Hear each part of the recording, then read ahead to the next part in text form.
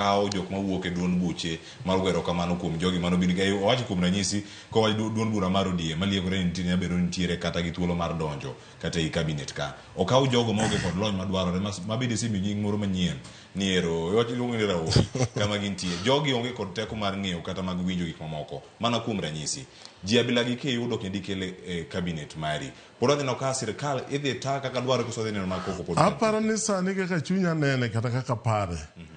aparo ni kata members of parliament kaluwore gi gima nyose timore ok apar ni wang' ne gidhi kala ni let my people go we jogi okal nikech oseyiergi apa ni wang' ne kineno gima ne Mbadi owacho vetting mokalo chande yieno mondo honorable Mbadi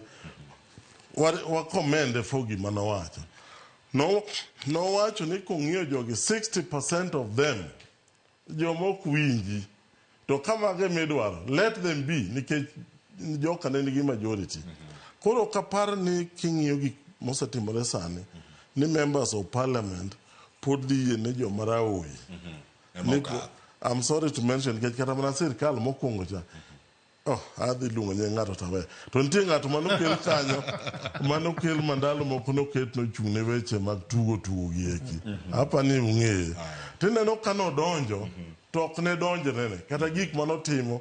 ne dhiera be ne ok obudho erokamano ngana ng'aduogo ir mondo mi apare mogik bede wiye ka watieko Ken Obuya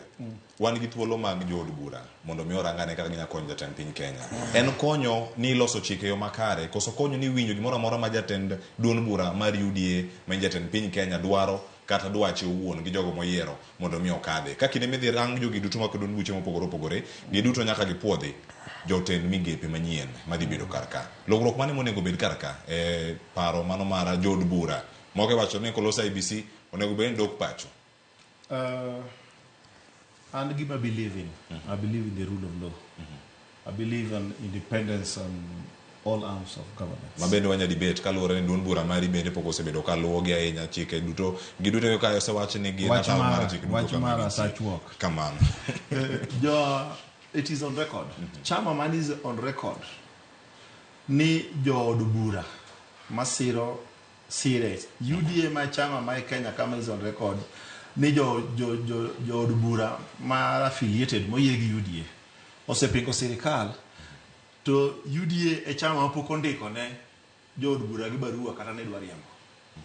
nikech we believe in the rule of law and democracy internal democracy of practice nikech kata nigi views ne back to your question gombona nikech ang'eyo ni one goodwill mar the principles twak madhi mbele ni obiro duoke to respective parliamentary group meetings respective parliamentary group meetings gi da kwa political parties te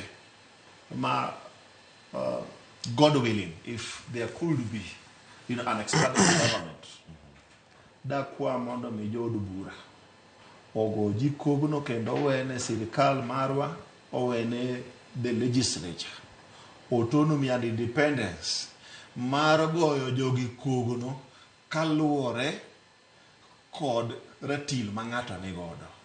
kendo da gombi ni jood bura it is on record ni wabunge kamo fail Kenya moloyo kamoro amora en od bura problems gi te wuok e od bura jood bura across the political divide wane moyie wabedo by partisan ke jood bura nitie seche moko ma bende nyaka seche moko nyaka din iti ne seche moko kamisiemoni kaka nyodhi kinyume ma sheria nyalore sani gi sirkal mantie sani kwa tieko kodi gimok nyalre onge od bura nitie chik mar Kenya tae gin gi standing order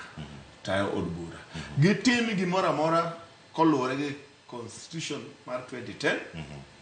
kod the standing order mar od bura ka gifollow mano to the latter